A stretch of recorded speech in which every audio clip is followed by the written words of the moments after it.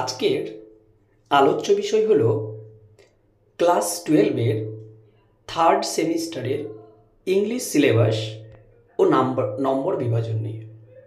তবে তোমরা জানো যে ফার্স্ট সেমিস্টারে যেমনি সমস্তগুলো এমসিকিউ প্যাটার্নে পরীক্ষা হয়েছিল, অর্থাৎ সবগুলোই এমসিকিউ ছিল, তেমনি থার্ড সেমিস্টারেও তোমাদের এমসিকিউ পরীক্ষা হবে।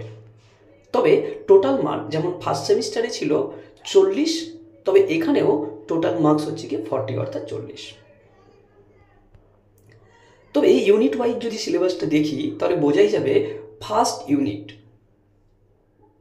থেকে প্রোজ আসবে, অর্থাৎ গল্প, যেখান থেকে টোটাল 10 নম্বর থাকবে। তবে তোমাদের প্রথম গল্পটা হচ্ছে the night train at Deoli by Ruskin Bond, মানে রাস্কিন বোন লিখেছে। এখান থেকে 4টা এমসিকিউ থাকবে, অর্থাৎ 4 নম্বর। এখানে এম থেকে ওই মার্কস।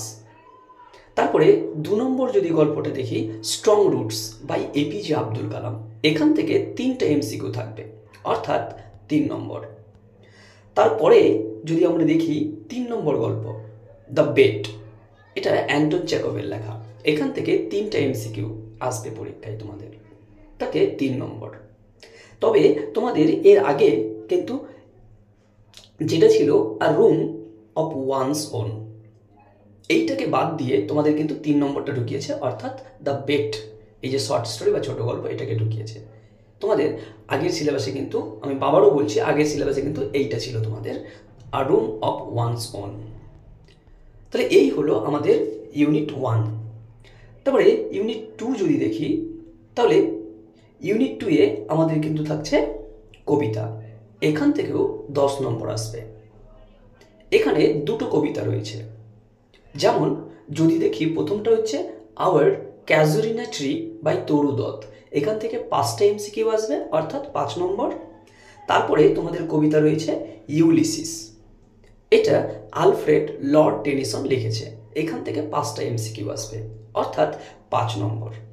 এরপরে আমরা যদি দেখি ইউনিট 3, এই ইউনিট 3 থেকে, ইউনিট 3 হচ্ছে গিয়ে নাটক বা ড্রামা, এখান থেকে 5টা এমসিকিউ আসবে, অর্থাৎ 5 নম্বর। এখানে তোমাদের একটাই নাটক দিয়েছে, সেই নাটকটা হচ্ছে রাইডার্স টু দ্য সি, এটা লিখেছেন জে.এম. সিনজে, এখান থেকে 5টা এমসিকিউ আসবে। তবে একটা কথা মনে রাখবে, এর আগের সিলেবাসে, অর্থাৎ এই কিছুদিন আগে যে সিলেবাস দিয়েছিল, তখন কিন্তু যে নাটকটা ছিল সেটা হচ্ছে তারা, মাহেশ দত্তানি, এই তারা নাটকটাকে বাদ দিয়ে এই রিডার্স টু দ্য সি এটাকে ঢুকিয়েছে তোমাদের থার্ড সেমিস্টারে, সরি 4th ইউনিট। এটা পুরোটাই কিন্তু টেক্সচুয়াল গ্রামার, অর্থাৎ তোমাদের টেক্সট বই থেকে যে গ্রামারগুলো থাকবে ওইগুলোই থাকবে ইউনিট 4-এ। এখান থেকে 5টা এমসিকিউ আসবে, অর্থাৎ 5 নম্বর। এবার গ্রামারগুলো থাকবে কোথা থেকে দেখো, তোমাদের ইউনিট 1 এবং ইউনিট 2 এইখান থেকেই সমস্ত গ্রামারগুলো থাকবে, অর্থাৎ ইউনিট 1-এ যেমন গল্প আছে, প্রোজ দেখলাম, তারপরে ভার্স দেখলাম বা পোয়েট্রি অর্থাৎ কবিতা, কবিতা হচ্ছে ইউনিট 2, এইখান থেকে আছে। তবে গ্রামারগুলো কী কী আসতে পারে, যেমন সিনথেসিস, যেমন জয়নিং বলে অর্থাৎ, তারপরে splitting of sentences, change of narration, correction of error, এই সমস্তগুলো তোমাদের গ্রামার আসতে পারে থার্ড সেমিস্টারে। মনে রাখবে সবগুলো কিন্তু এমসিকিউ প্যাটার্নে থাকবে তোমাদের। তারপরে আমরা যদি ইউনিট 5-এ দেখি, তাহলে এই ইউনিট 5-এ আছে রিডিং কম্প্রিহেনশন, এখান থেকে 10 নম্বর আসবে। রিডিং কম্প্রিহেনশন বলতে আনসিন, যেমন আমরা 9-10-এ করে থাকি, তেমনিভাবে এই আনসিন আসবে। এই আনসিনে আবার এখানে 2টো সেকশন দিয়েছে, যেমন একটা গ্রামার অ্যান্ড ভোকাবুলারি, এখান থেকে 5টা আসবে এমসিকিউ, অর্থাৎ 5 নম্বর। ওই আনসিন থেকেই কিন্তু গ্রামারগুলো আসবে।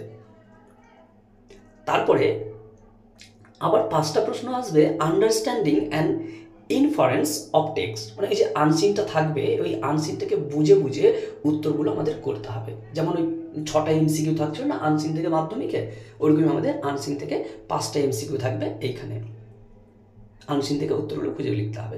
আর আবারও বলছি আমি যে 5টা প্রশ্ন থাকবে তোমাদের ওই গ্রামার অ্যান্ড ভোকাবুলারি, ওই আনসিন থেকেই গ্রামার থাকবে অ্যান্ড ভোকাবুলারি থাকবে, অর্থাৎ সমার্থক শব্দ যেগুলোকে বলি। তাহলে এই হলো আমাদের 5টা ইউনিট। তাহলে আজকের আলোচনা এইটুকুই।